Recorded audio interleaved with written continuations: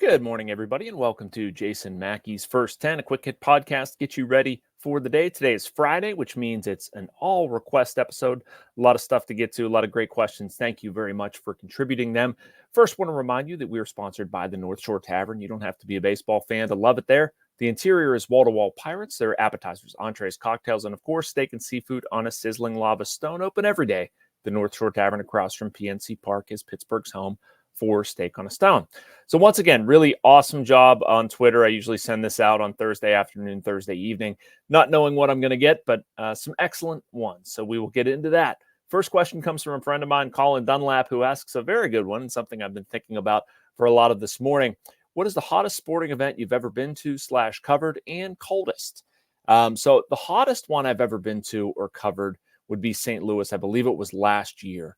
If you've ever been to St. Louis, the heat is oppressive. I love it, though. Don't get me wrong. I'm not bagging on St. Louis.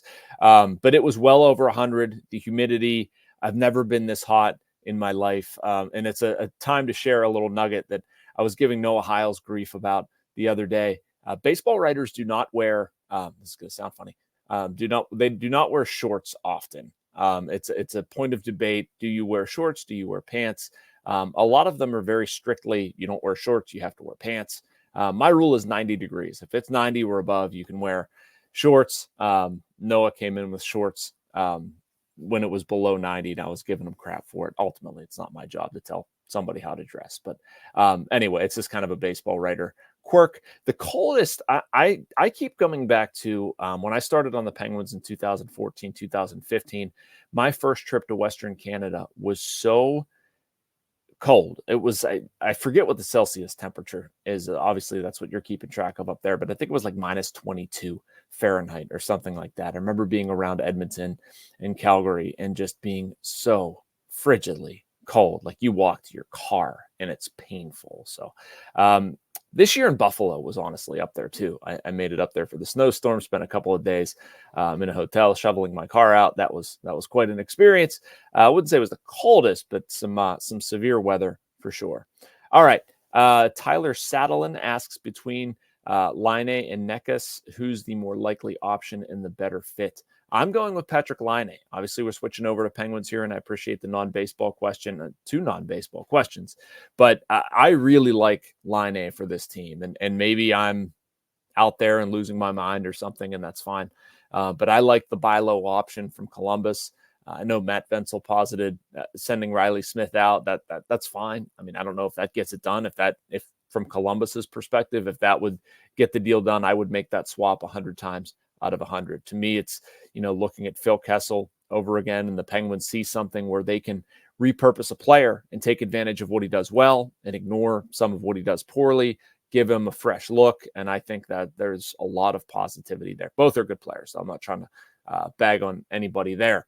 Robert Sabo asks, with the Pirates recently relying on multiple bullpen games due to an assumed lack of MLB-ready pitching, has there been any thought to a reunion with Vince Velasquez? Is he healthy after last year's injury? I thought he looked pretty good pre-injury. You're right. He looked very good. I don't know if that lines up with what Vince would want. And we're talking about, I think it was July-ish that he would be back. I think he optimistically thought like late May. But I want to say, I'm doing some mental math here, that it might have been like the end of May. The surgery was performed, and then it was 14 months. I'm not sure. I think we're a little early on something like that, is my first reaction to Vince Velasquez. I wouldn't hate it, but I do think the Pirates are in an interesting position. I mean, you're going to need ways. This is an under talked about storyline with the Pirates right now, with Paul Skenes and Jarrett Jones, and what you do with the two of them.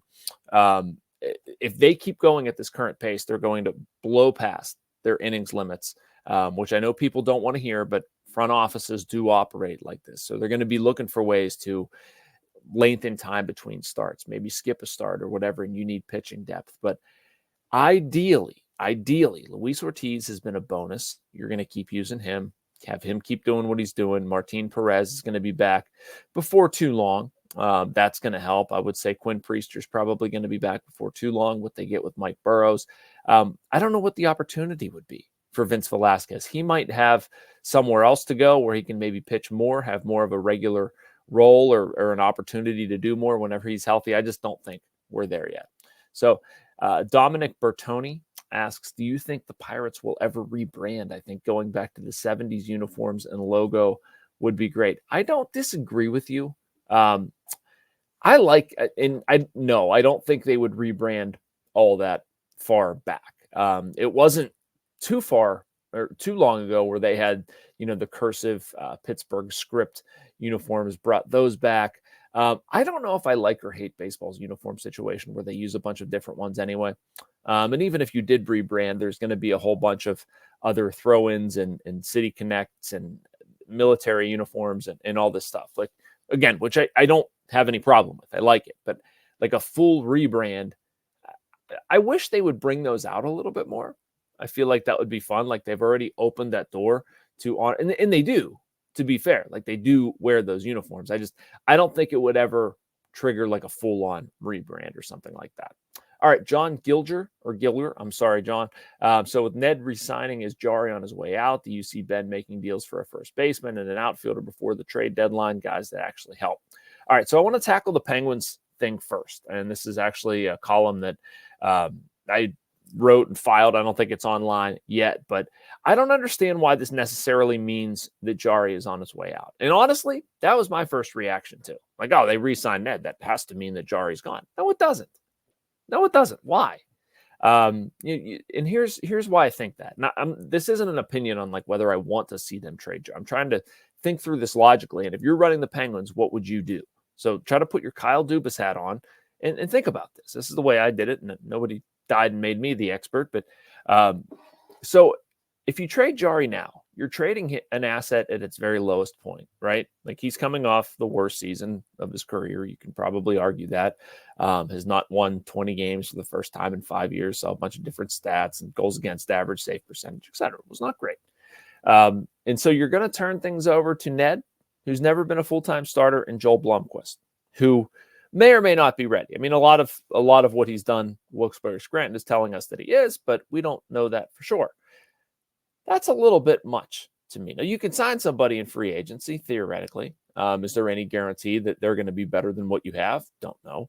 I would argue that the Penguins need to hunt for an advantage in goal, sometimes because of how they play defensively and just how their roster is constructed. So at this point, I might roll the dice that Jarry bounces back.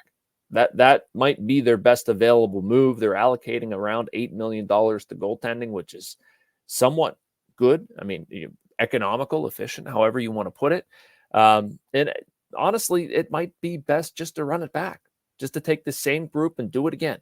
And I don't know if there's anything wrong with that. They have two guys challenging one another. And if the best case scenario is you kind of have a way to move on from one of them after next season, okay, great. Then you make the deal and you maybe recoup some value, honestly, with either one. But I hesitate to make that now because are you making your team better, or are you just operating under the assumption that what Tristan Jarry was this past year is what he's always going to be? And I don't think he is. And I think I go back to something Mike Sullivan said at his season-ending press conference about we think we have a really good goaltending tandem, something to that effect. And I mean, that would be a weird thing to like just not honor that or not.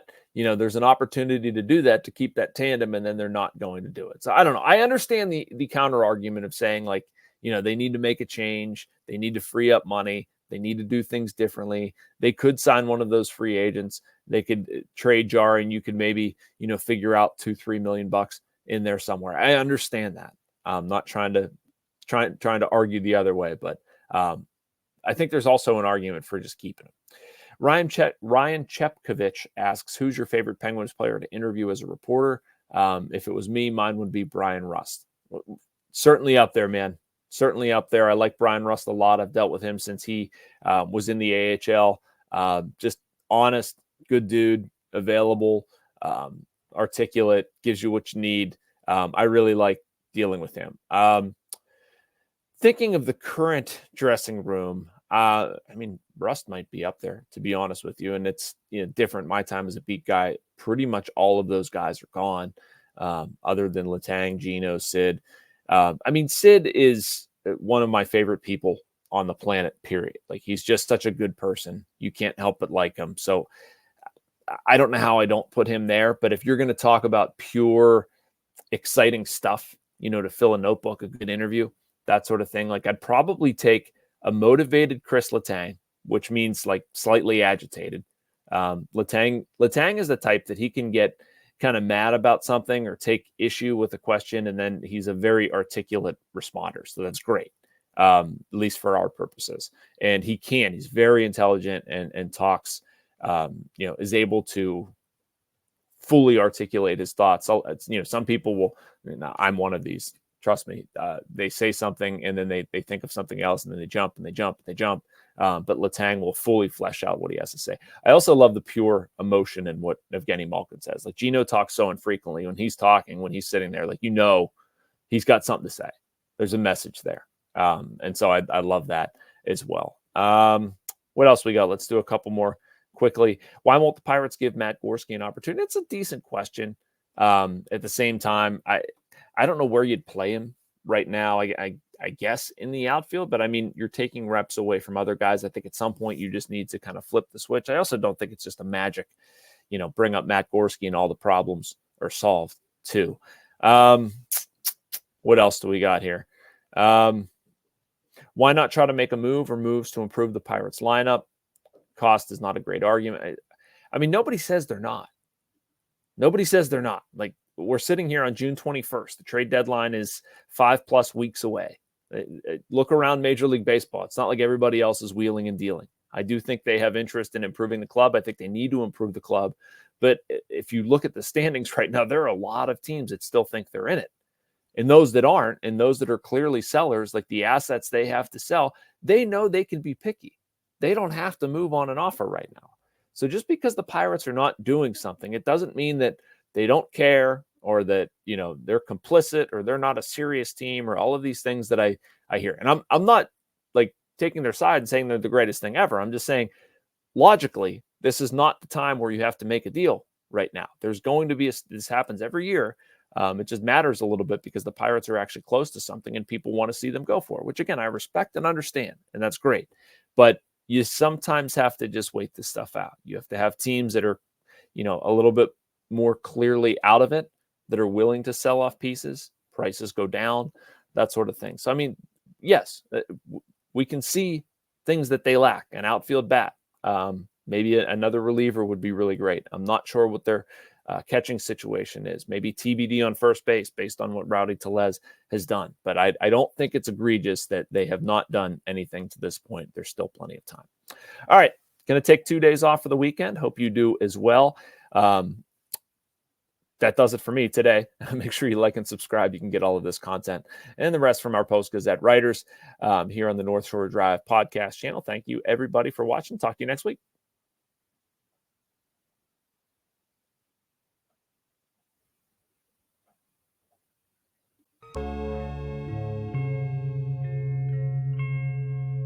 Thank you for checking out this content from Post-Gazette Sports. If you watch this video on YouTube, please like the video and subscribe to our channel. For all of the sports coverage the Post-Gazette has to offer, visit post-gazette.com.